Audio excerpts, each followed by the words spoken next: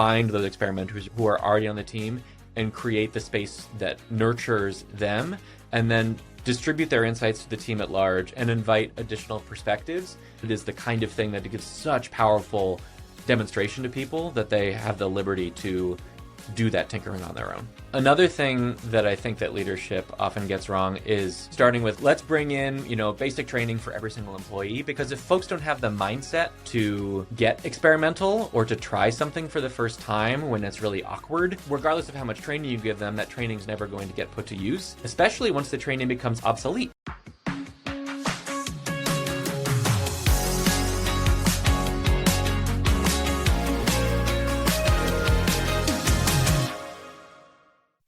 Hey, it's Bob Pulver, host of You podcast.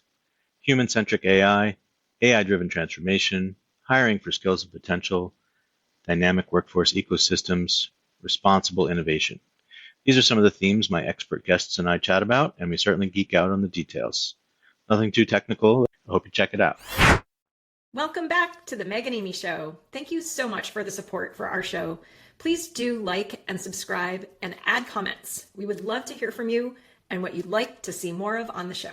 Today, we are interviewing Seth Wylie, AI transformation expert. Seth is always chasing the next aha moment for himself and for others. He thrives by bringing people together to imagine and pilot new ways of working, and leans on a blend of analysis, enthusiasm, and creativity to create psychological safety and momentum. This passion, along with a shocking number of hours spent with ChatGPT, led him to his sixth role at Gainsight as the principal of enterprise AI transformation, where he has worked to empower teammates with the skills and inspiration to embed AI in their everyday work. Seth is now an independent operator, helping teams to foster that AI mindset in their own organizations. He has managed teams in community, CS operations, support, and services, and co-chaired Gainsight's Employee Resource Group for Mental Wellness. He lives in Boston with his husband and their very opinionated beagle. Welcome, Seth! Thank you so much, Amy. Glad to be here. We're going to talk about lots of meaty topics today, but before we do, I understand that you have been doing acapella singing for decades. Is that correct? Tell us a little more about that. Yeah, at some point you do something for long enough that you realize maybe I'm going to just always be doing this. So I probably started in 7th grade or so, where there was an acapella group from some nearby college that came and performed in my middle school. And there's some things in life you see and you're just like, I would like to do that. So I had to wait all the way till high school until I actually got into an acapella group. But since 1997, I've been in groups continuously, and my current group I've been in we're almost 20 years old now, and I was one of the founding members. So what's your favorite song to acapella to? Oh, goodness. It changes over the years. The quintessential characteristic of a song is it's got to have like a great bop. I can't be able to resist moving on stage with it. So one of the ones, for example, that we do right now that's a great version of that is Accidentally in Love, that's on the Shrek soundtrack. You do the dancing with it and everything too? We stay away from choreography because that's a level of commitment that we are not prepared to. It's not our particular flavor of artistry. Wasn't it Andy on The Office that was the a cappella group? Yes, at Cornell, in fact. At Cornell, that's right. Yeah. So would you sing us a line from Accidentally in Love? Well, that's not my solo, but I can sing a different solo. My solo is Misty Mountains from The Hobbit. Oh, misty eye of the mountain below, keep careful watch of my brother's souls. And if the sky should be filled with fire and smoke, keep watching over Durin's sons. Wow. I'm tingling. My whole body's tingling. My dad's 80th birthday is coming up, and I wrote him a song with Claude, and then I had it made in Suno and it's really pretty crappy. Do you think you could redo it for me? For my grandmother's 70th birthday, I rearranged Jesse is my friend. Yeah, no, he's been a good friend of mine. Jesse's girl. My husband wants to know, when is Jesse going to get over it? Yeah. So I rearranged that song to be about my grandmother, and then I taught my family to sing it a cappella at her 70th birthday party, which was a little bit chaos, but it worked out in the end. Wow. Yeah, that's well above my pay grade. Yeah. You don't think you could recruit your family, Amy? I don't think I could recruit myself. But that's awesome. And so you went from and continue to do a cappella to being obsessed with transformation and AI, being what I'd call a transformation artist. How did that come about? As many careers are, long and windy path. I have been at Gainsight for 7 years and had 6 roles in that time. So I came in when I had gotten into customer success operations work. And so I have always liked thinking about what's going on inside someone's head. What is the system of thoughts that's happening? I was a cultural anthropology major in college, so that there's something there about what's the internal, what does someone need internally in order to operate at their best? And so in a customer success operations space, that's about figuring out what's the operational atmosphere that they need to be in, what kind of guidance, what kind of tools, and also for the leaders themselves. Like, how do you step back from the day-to-day and have the thoughtful conversation about the actual system of our customer success practice or so on? So anyway, so I did that at Gainsight for a number of years, and then I moved into running our customer success operations community. So looking outward from Gainsight, how do we help CS ops people to be effective in their roles by helping them connect with each other? And then that led into running our own community team. And then that led into how can we use community differently in our own interactions with our customers. And as I was working with that kind of customer success innovation type work, ChatGPT happened. So I was much like with Acapella in middle school. I was like, I would like to do more of this. So my role quickly shifted in that direction until it shifted all the way into the IT department. And so I've been bringing this mix of thinking operationally and thinking with a community mindset, and bringing it to my enthusiasm and interest around AI to help people figure out how can this tool basically help them think in a novel operational way about whatever it is that they want to do in their work, or do outside of work. I think that there's just so much latent power there, but that no one can tell you what you most want to get better at. So I appreciate bringing that almost artistic lens, as you called out, to helping people feel into what is the domain in which they feel the greatest opportunity for betterment, growth, greater efficiency, greater speed, greater quality, whatever it looks like, and figuring out how AI can help them in that, because I can't tell them. They can only tell themselves. I love that. I love how you're listening to sort of a opportunity to bring collective intelligence together to think about how transformation happens. That kind of wisdom of the crowds plus the nudging into a future space, I think, is something that we absolutely need more of.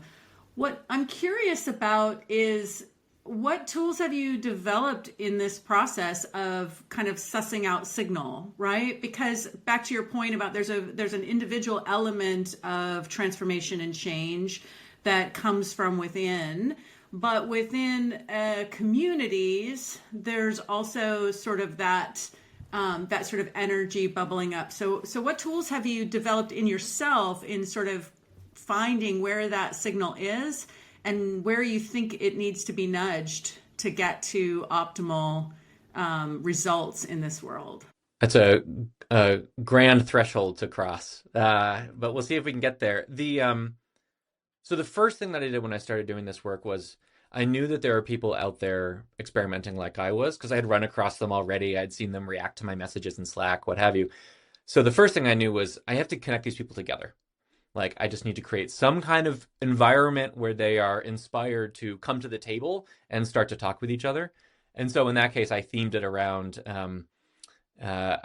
James Bond. It was called MI6, M-AI6. It was a little community of folks. You could be a 00 agent who was interested in sort of the adoption type stuff, or you could be in the Q branch, the sort of skunk works of tinkering. But just giving people that, raising that lightning rod, or rallying flag or what have you, for them to come to a space where they could compare notes.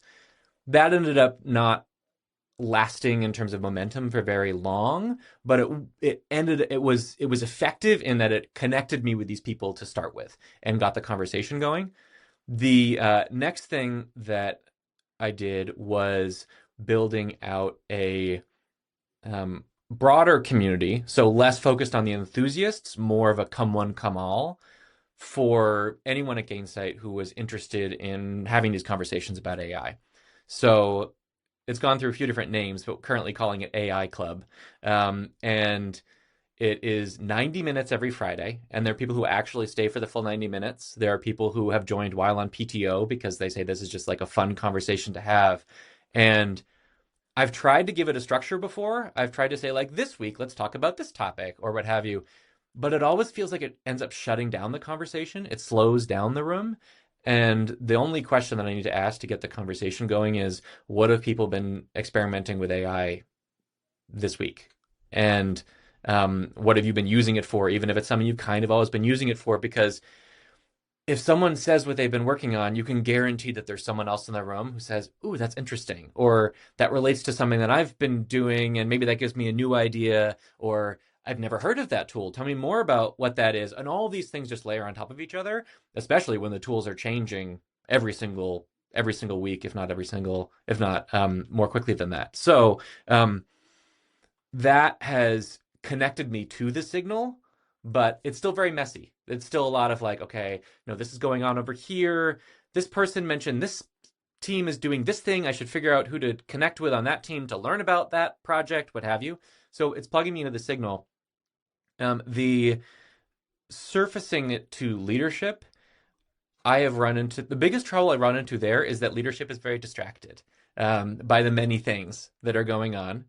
And my latest thinking on that is, how do you create compelling moments that are the moment where leadership says, like, okay, this is the moment where I'm going to tune into AI. So there are a number of companies that have used hackathons to great effect, and they have a few different effects, such as actually developing prompts or agents or workflows, what have you, using AI, or giving people the sense that they have permission to use AI to invent in this way.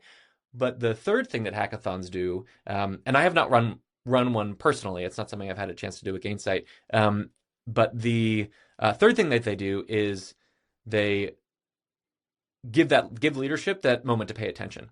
Because whatever the thing is that surfaces up, at least leadership is getting some sense of getting plugged into it. And I think it's just much harder to do that on a constant basis, except for those leaders who are very personally tied in and personally experimenting, and personally interested in engaging in those conversations. But I found that those are few and far between when the rubber meets the road and they're, they hit their inbox in the morning. There was an article in the Times recently about how, executive teams are so distanced from AI tools because a lot of like what actually helps you do your work makes more sense at, kind of lower ends of the hierarchy, whereas, executives are often in a lot of meetings and doing approvals and making decisions and stuff like that. So there, in the Times, it was talking about how there's been a little bit of a surge of having like special offsites where CEOs bring folks in to share what they're doing with the executive team to get them excited and that sort of thing. And this seems to fit a little bit into your framework of, hey, this isn't about mandating AI training for people. This is about really changing mindsets more foundationally. So what do you think, like, what are companies getting wrong now, and what's the opportunity to to bring this not just to, the people, but even to executive teams? There's an order of operations thing here. There's like 100 carts and 100 horses, and they're all kind of in a jumbled order at every single company. Partly what folks are getting wrong is not realizing that the experimentation is already going on in their team and that it can be harvested already, let alone if they have some folks working on the case to foster it and actively create environments where that kind of experimentation and development of use cases can happen on its own. Another thing that I think that leadership often gets wrong is starting with that training. Starting with like, let's bring in, basic training for every single employee, because if folks don't have the mindset to get experimental or to try something for the first time when it's really awkward and they feel like they're wasting time, any of us doing anything for the first time, or the first several times, you waste ton of time. It's not efficient. It's the natural curve of a growth curve. And so if you have a space where people feel under pressure to hit their metrics, hit their customer calls, pump out the amount of content they're supposed to produce, the amount of code that they're supposed to produce, but then you say, and also please slow down and learn how to do this new thing in an awkward way, regardless of how much training you give them, that training is never going to get put to use, especially once the training becomes obsolete, which will happen in 3 months or so when there are new models or new tools that are worth experimenting with, or when their colleagues said, hey, I did this really impressive thing, you should try it.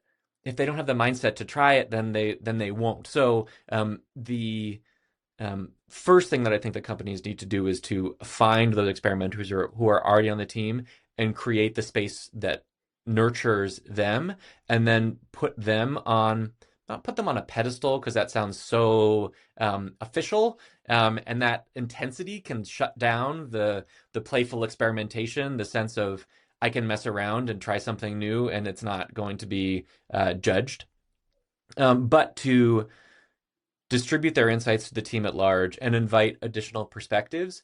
And I think the training then comes in later, once there's enough of that energy and momentum and social proof in order for the training to actually get used.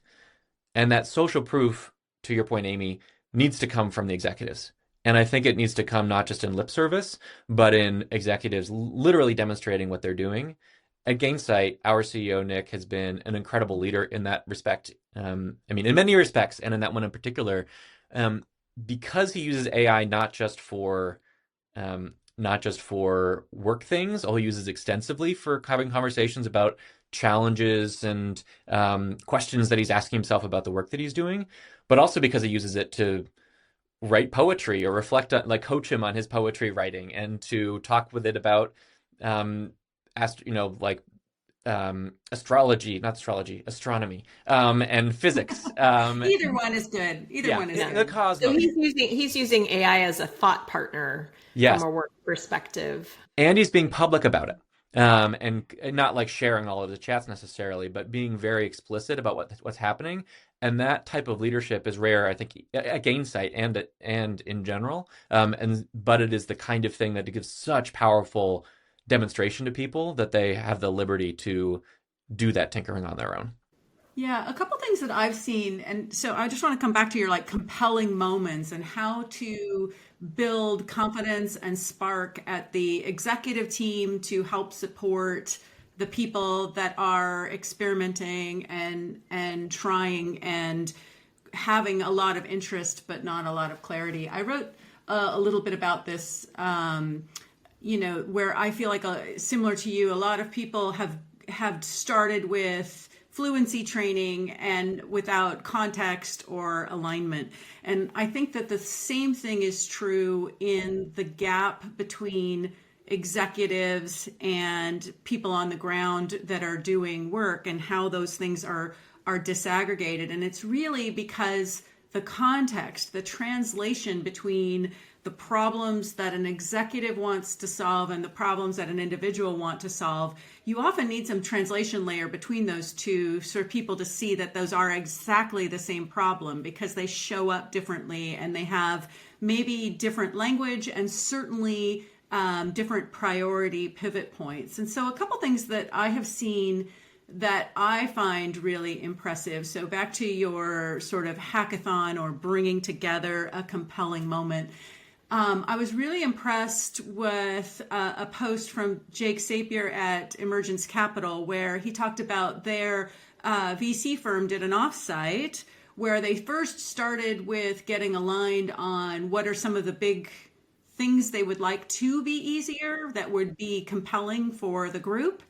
And then they created space for experimentation, as well as bringing some mentors and coaches to help people get more hands-on and get more grounded. So I think that the real insight for me is that this is actually the same as any transformation. It needs to be broken down into a space where people can understand the what and then the how, as opposed to just starting with the how and not really having clarity of the what, because otherwise they'll be really proud of something, but it will not be compelling to the leadership who they want to be impressed with their work or whom they want to find a way to make things better. And so building that both common language and that shared empathy and that clarity for where value emerges, where learning emerges, where capability emerges, and where value emerges. I think those are big,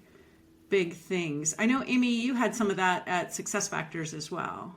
Yeah, and so Seth, do you how do you connect those dots, right? In terms of what people are doing on the ground and what's going to be interesting to executives. Like I know you and Nick have talked about the writing and executive styles and that sort of thing.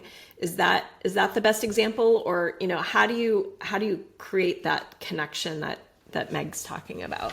I think that training AI to speak in the voice of your executives so that your team can write pretty good ghost notes for your executives it's a little bit cutesy. It's also effective. And it's got this kind of like network effect thing of you're using it for communication, and that's great. The broader system I would suggest for helping make that communication is the kind of before and after. Like without AI, it took me this much time to do this thing, or I was not able to do this thing, or I did this thing in a way that was not as effective. Whereas with AI, I'm now able to do it faster, better, and so on. So for example, customer success is where I'm most familiar with. So pulling an example from there, we at Gainsight have created a value framework that describes the ways that our product provides value to our customers. Here are the different metrics. If you can use Gainsight to improve your retention, you can use Gainsight to improve your expansion, you can use Gainsight to improve customer sentiment, what have you. And these are the metrics that are associated with them. Here are the workflows that are associated, et cetera. That's very useful for us. When we're talking with our customers, who are also customer success teams, they don't always have value frameworks of their own. But if they did, they would have a better idea of how to interact with their customers. Sorry, everything at Gainsight with customer success is very like layers of the onion. It's all very meta. If we could help our customers better articulate their value framework, then they would have an easier time using our tool because they would know what to use it for when communicating with their customers. And that would be standardized and so on. So one of our CSMs said, well, I could probably create a value framework for customer X.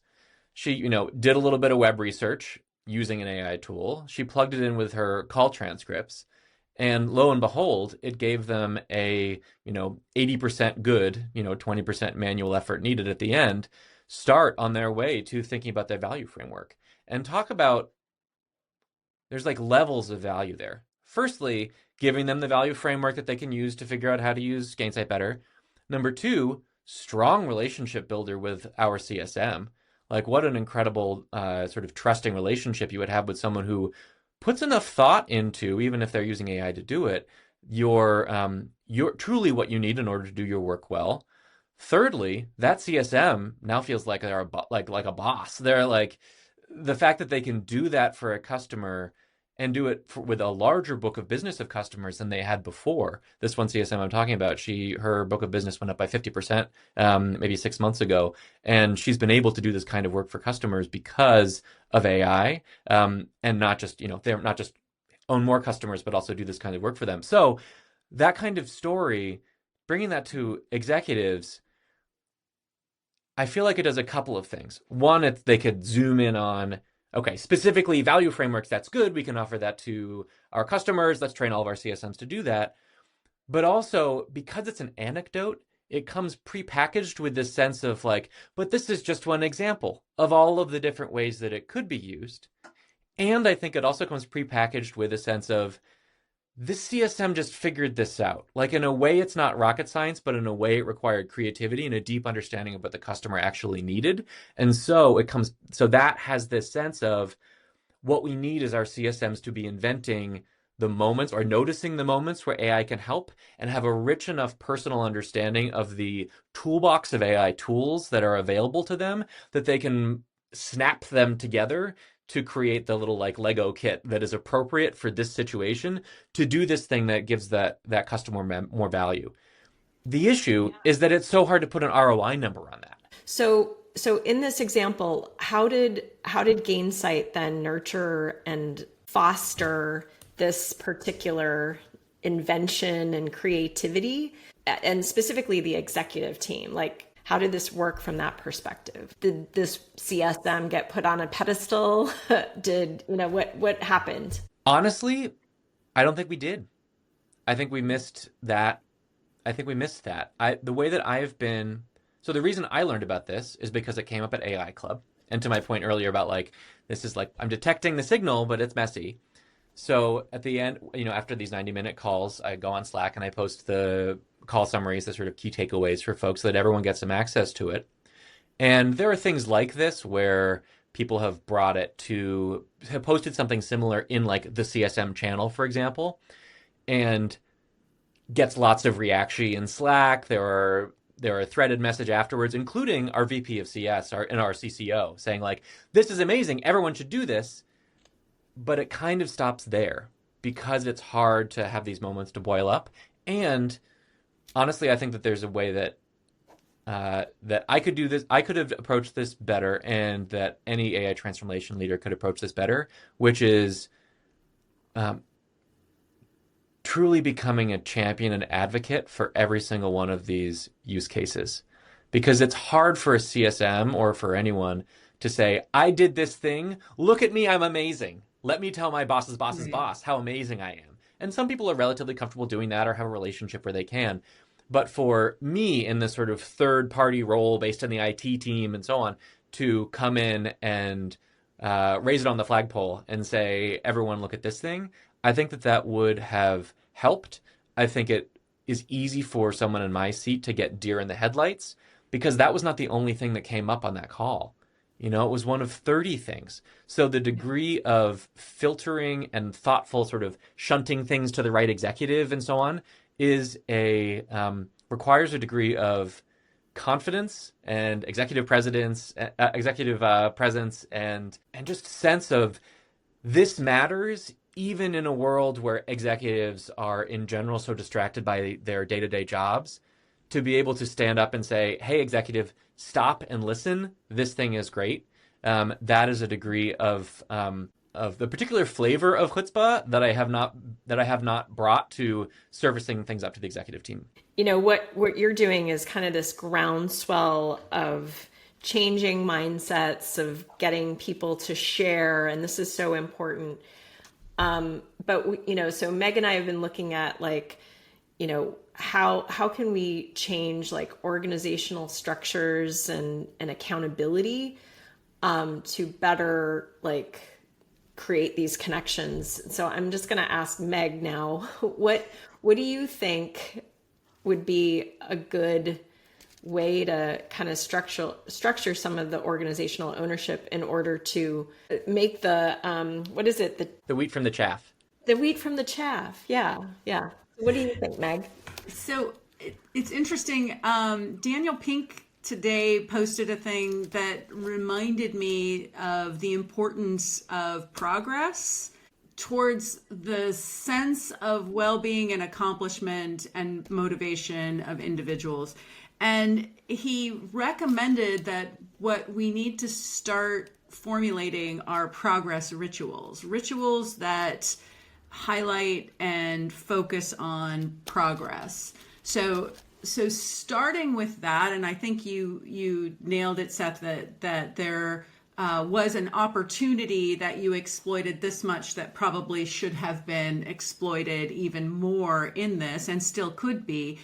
And I think that as I look at the need within organizations, I feel like we observe the need for a couple things. You need expertise, right? You need to have people that have, been at this a little bit longer and have the kind of artist mindset that you have, Seth, that think about the art of the possible and that can really look at opportunity different. You need organizational through line connectivity and connective tissue. And to me, I think that you need a couple things to make that really strong.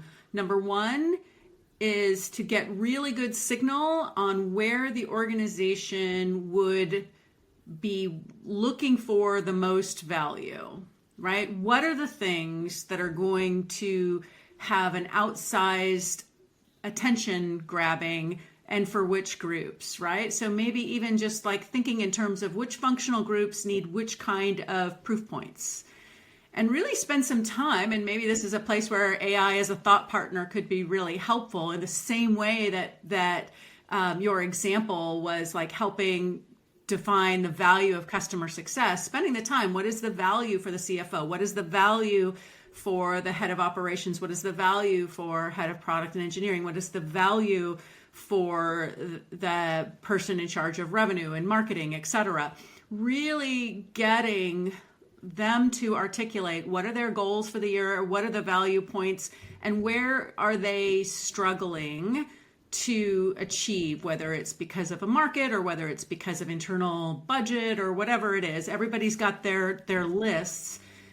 Soliciting that piece up front, getting alignment on where the business will have the most elasticity for investment in AI, like which things, value points. So instead of just thinking universally in ROI, like where would the business feel compelled to invest, and where would it be happy if something emerged but maybe wouldn't invest in it? So then you have that context to feed in from the AI club, so that as things emerge, you can start to categorize it. And again, AI tools could probably help with this very well, to say, hey, this is an antidote that ties to retention, new sales, customer growth, et cetera. This is an antidote that ties to efficiency, cost savings, time to, resolution, whatever. This is an antidote that just speaks to improving employee engagement, or injecting some fun into the organization, et cetera, so that you're getting good at capturing these progress points, even when they're emerging, and getting good at redirecting them back to people to, again, facilitate more innovation. Because the thing is that right now it's the abstraction that kills everyone. You end up with these tools, they can do anything, they could be anything. So that becomes very hard for people to understand. But the minute you bring it down to, here's an example of something that has been done, most people can look at an example and say, well, that looks kind of similar to this other thing, or this example is terrible for this, and this reason. To, exploit the internet hack of how to learn how to do anything is to tell people how to do it wrong. And so, again, these are the places where you can bring this forward. And you can do this, again, in any organization structure, although I do have some thoughts about what might be emerging in that space. Oh, my goodness. Another intellectual ambush by Meg. I was living for it, though. Goodness. So, you were ready for it? It was just rap. I think one aspect of it that made me think of, Meg, is how much to executives this might look like opportunism or feel like opportunism, in a healthy way, where something bubbles up and you have to be ready to snag it and say, like, that's a great thing. I don't want to throw someone under the bus, but I'm going to do it in an anonymous way. There was a person at Gainsight just a couple days ago who slacked me and his manager, and I think the head of security, basically saying, like, here's a cool tool for spreadsheets. Can we use this? And his manager, I wanted to recommend it to my team that I manage. And he kind of already had to say, like, go experiment with this thing. And the manager rightly said, well, have you tried yet Gemini built into Google Sheets? I haven't tried it myself, but I understand that, it's there and we should use the tools we already have.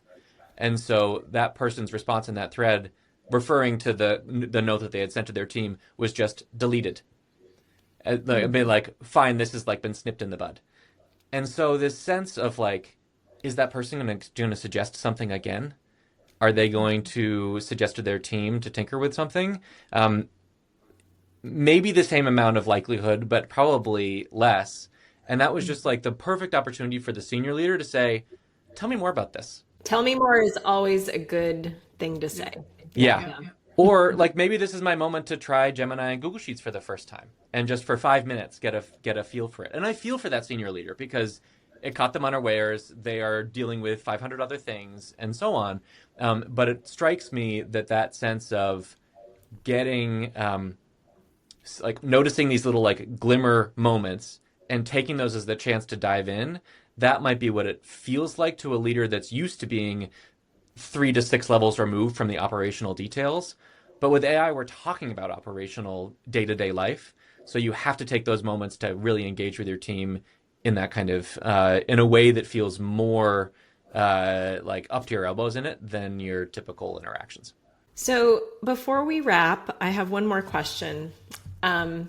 So you have called yourself a mad scientist tinkerer and a village elder. And so putting on both of those hats, what is your absolute favorite tool right now that you would, as an elder, recommend to us based on all of your tinkering? Let me talk about the way that I've used AI most personally, which is to uncover more knowledge about myself. To say, here's how I interact in these situations. What's going on there? Or to say, give it a call transcript and say, how did I show up in this call differently than the other people on this call that I might not even have noticed? And its ability to surface those subtleties, it can overblow it. It can get carried away. But there are nuggets of truth in there. And the more of those that you accumulate together, the better that AI can serve you if you tell it that information about yourself. So I have that. I've also for a long time been reading books basically about how to live life well, from Elizabeth Gilbert and Jill Bolte Taylor and Martha Beck and others. Some just incredible authors. And so I've accumulated, but even starting before AI, this compendium of little tidbits of what I believe it looks like to live life in a way that's very compelling and alive and so on. So I've put all of that into a ChatGPT project in a document that is currently 95 pages long, which seems wild, but I've been building it over the course of years. It's a collection of little notes in Apple Notes that eventually got put together. Plus it has, one other thing to add. I recently came into possession of all of my childhood report cards going back to preschool. And it's very interesting to see who you were before achievement culture got a hold of you. And so anyways, all of this goes in, and being able to come to that and ask a question like, I'm going to be on a podcast. Like, what would it look like for the best of me to show up on this, and to get its insight? So I mentioned this whole story for two levels. On two levels. One is helping AI to understand you and using AI to understand yourself better, so you can tell AI about yourself, like, as a whole thing that's wonderful. And regardless of whether you're doing that, creating a like information ecosystem in a ChatGPT project or a Claude project or a Gemini Gem or whatever the thing looks like, that understands a domain of information and saying, like, here's all the information about our podcast. Here's the tools that we use. Here's what we want the podcast to be. Here's the list of our previous folks, and here are my our previous guests, and here are my reflections on each of those episodes about what we did well and what I wish we could have done better, and so on. If all of that was in a ChatGPT project, you could go to it and get such rich advice on how you wanted to show up. Or you could come to it with things like, I'm feeling a little tired today. Like, what should I focus on doing during this next call? So whether it's ecosystem about a podcast or about yourself or about a particular customer you're working with or what have you, the main advice I would give to people is to nurture that ecosystem of knowledge somewhere in one of these tools, so that it can be your thought partner for anything related to that. Yeah. I've been using Claude for a while, and I just discovered projects this week. I'm kind of embarrassed to say, and it's been life-changing, to be honest, because I kept like running into the thing that says, this conversation has been too long, start over. And I'm like, oh my God, but I've lost all of this stuff, and now I don't have to lose it. So, hey, can we just like take a half a click here to congratulate and celebrate your mother for saving all of your report cards throughout high school? I don't know about Amy, but I don't think I could hold that bar. Did you have any siblings? Are you an only child, or? I have an older sister. Mm-hmm. Okay, so 2 kids, and you're the youngest, and she still managed to have all your report cards. Like, yeah, well done. Yeah, you have a more enthusiastic reaction about it than my husband did. It's just like, why are these in our home? Did he insist that they get put into the project and then thrown away? He was fine with whatever I did with them, as long as I think that they were out of the way or something. There was also a substantial amount of kindergarten art and other things, which was pleasant to look at, like all the old yearbooks, all that stuff. It just like all got put into a box. So it was fun in a way to go through, but yeah, taking some photos and disposing of the rest ended up being also a cathartic experience. I like the comment from my second grade speech pathologist, where I couldn't say my R's. I just said everything with so her note was, I keep reminding Seth that it's not necessary to talk so loudly in this very small room. The suggestion lasts for several minutes. Like, it's little tidbits you get from your childhood. Well, thank you so much, Seth. This has been a great joy. Thanks for joining us, and thanks for the song. You're our first song. Hopefully not your last. No, thank you so much for the conversation. I love geeking out about this stuff, and really appreciate doing it with thoughtful, experienced people. So yeah, thank you so much for the chat. Okay, Meg, it's time for Leadership Corner. You ready? You bet. Let's do this. All right, here we go. I am getting conflicting advice. On the one hand, should I be diving into AI tools to role model behaviors for my people? Or should I stay back, be patient, and let them mature first?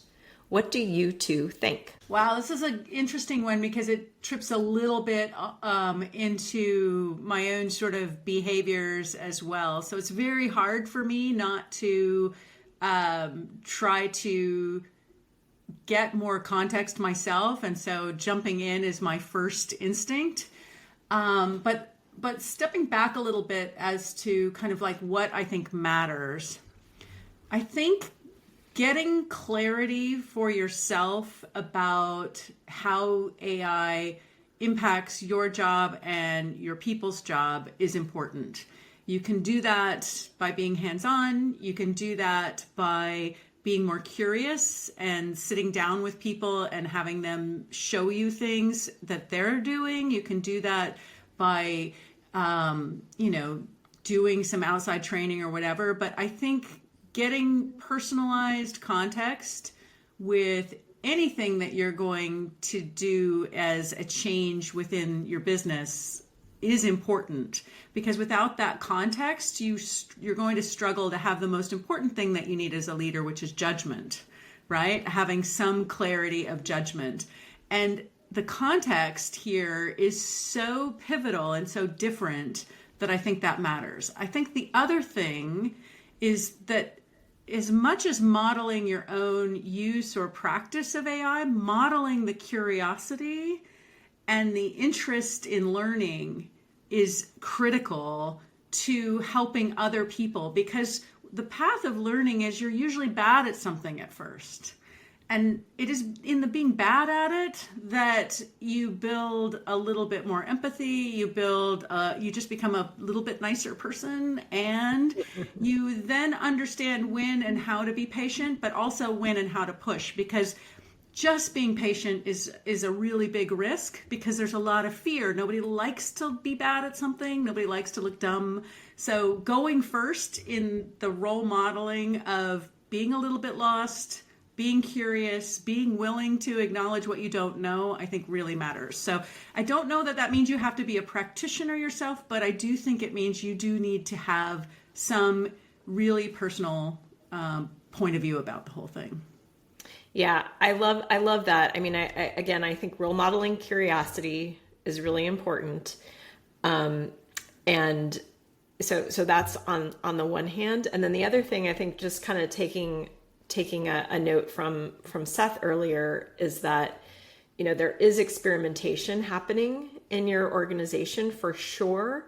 So you want to be in a position to nurture and foster that. And in order to really do that, you do need to you need to go back to the first principles of what matters to your business, and to, kind of help guide people to experiment in ways that are actually going to be helpful to your business. Even if you're not going to overhaul all of your workflows and redesign your whole organization as the, first up, you still need to kind of direct people. And so you need a little bit of knowledge of what's going on with AI and how that feels, and to be able to set that context for people in their experimentation. So very good. Look at us, another leadership corner. All right. Well, hopefully that was helpful. Okay. So now let's do our wrap up, Meg. So what did you learn today? This was a very different conversation that we had with Seth than some of the others. This was more of a kind of like a ground up, changing hearts and minds kind of conversation, rather than more of kind of the top down look. What did you learn? What did we learn? Yeah. So where my head is going and what I'm reflecting on is really that I think we're seeing kind of the merging of two different things that both you and I have lived multiple times. The first is this idea of innovation, the design of doing something new, creating something that wasn't there before, and all of the kind of teasing out what's a good idea, what isn't a good idea, some practicing, some, strategic thinking, and then some discarding of things as you go. So all of that distillation, crystallization looks very similar to the strategy and design work that we would do in product. But then you have the other side of it, which is the muscle building, the internal muscle building within an organization for transformation. And this, I feel like a lot of people are talking about the transformation we need for AI is actually the same sort of transformation skills we've always needed, which is helping people and systems and organizations understand where they need to go, build the tools to be able to get there, and to emerge in that new thing with confidence and the ability to grow a business. And so I guess I think I kick it back to you, because when I think about the biggest transformation we've done of late was, at least together, was when you brought me into SuccessFactors. You had already done a lot of that pre-work and were really ripe for doing transformation execution. And I'm just curious, as you think back on those experiences and where AI is going to emerge, like what are some of those learnings that we could maybe lean on in this moment? That's a really good point, Meg. So reflecting back, when I joined SuccessFactors in 2017, it was operating in product silos, and this was based on legacy build and operations and even incentives. But what I saw right away was that customers were demanding a unified solution. So the value creation wheel was just completely broken. It needed to change. And the coordination costs to leverage Sanjeet's book, Reshuffle, they were sky high. And at that time, basically, for a team to enhance their individual project, that was super easy. But building a solution was really, really hard. That was hard work. But it was clear that the market was going to leave us behind if we didn't change our model. And so this sounds very similar to what we're talking about in terms of how we have to move from, human leveraged business models to AI leveraged business models. Very similar. We did change the PM and design functions so that they were embedded in the agile process and had more skin in the game for quality and customer satisfaction, which really were a lot more about integration and consistency than just feature delivery. Like people had it in their minds that what customers cared about was feature delivery, but what they actually were caring about was integration and consistency. And they couldn't really see that unless they were really embedded in the engineering process. So that was one thing. And then the second thing was that everyone was using a different tracking tool, different Jira tools. So we got everyone on one Jira tool so that we could have, we could be working towards the same goals, beat to the same drum, and have visibility. And then the third thing was that we then got started on creating one product. And we had a specific initiative, which was a new homepage, which I feel like is always the thing where you start.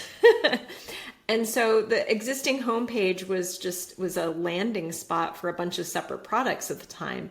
But what we decided to undertake was creating a homepage where everything was unified into a single experience of insights and nudges and tasks. And Meg, I will tell you, it was not easy. Are you sure? There was a lot of resistance. There was a lot of doubting of me. A lot of feeling of missed opportunities. Like, and we could have put out like these 10 features if we hadn't been working on this stupid homepage project, right? I'm sure there was a lot of people feeling that way. But we did persist and we did turn that darn flywheel.